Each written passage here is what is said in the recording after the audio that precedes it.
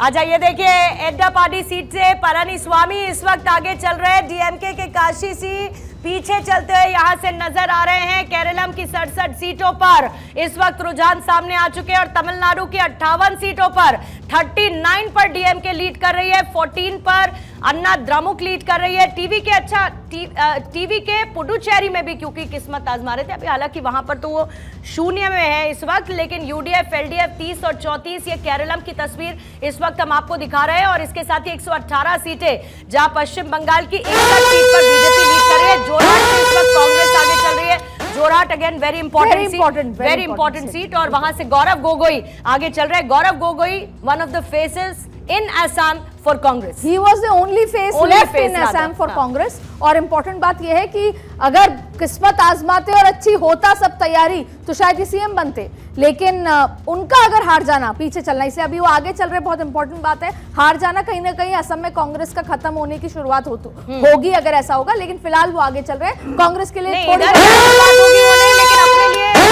खत्म जरूर कर देते हैं कांग्रेस वाले गोल पोस्ट करके, जिसमें गौरव गोगोई का इशू हमने लगातार देखा। जिस तरीके के आरोप प्रत्यारोप का सिलसिला असम में देखने को मिला। अभी देखिए असम में कितनी सीटों पर, पश्चिम बंगाल में 122 सीटों पर, केरलम में 77 सीटों पर रुझान आ चुके हैं। असम में 39 सीटों पर, तमिलनाडु में 59 सीटों पर अभी तक के रुझान सामने आ चुके हैं। सबसे इंपॉर्टेंट पश्चिम बंगाल आज तो मोस्ट टॉक्ड स्टेट जो रहेगा, अबाउट वो 122 सीटों पर अभी लीड करता हुआ रुझानों के साथ जो नजर आ रहा है। 122 सीटों के रुझान पश्चिम बंगाल में सामने आ चुके हैं, जहां पर बीजेपी अभी लीड कर रही है कितनी, 65 सीटों पर और 57 पर टीएमसी है। जलपाईगुड़ी से भी बीजेपी आगे है, नंदीग्राम से शुभेंदु अधिकारी आगे हो चुके हैं।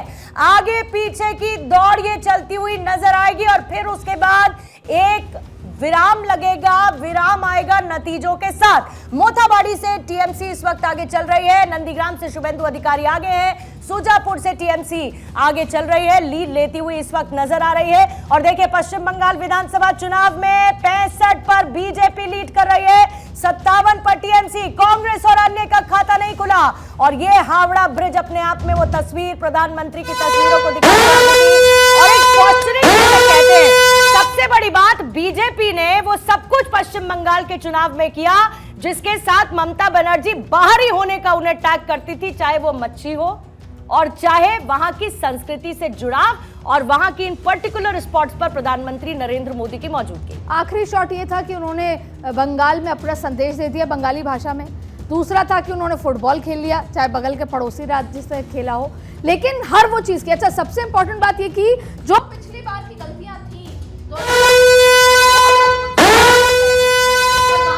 सबसे बड़ा नैरेटिव ये है कि सबसे बड़ा गुंडा कौन। और भवानीपुर से ममता बनर्जी आगे चल रहे हैं, कोलकाता पोर्ट से फिरहाद हाकिम आगे चल रहे हैं। फिरहाद हाकिम भी बड़ी चर्चा में रहे। दक्षिण 24 परगना में 3 सीटें हैं। दक्षिण 24 परगना पर बड़ी नजर बनी हुई थी, वहां से अभी टीएमसी लीड करती हुई दिख रही है।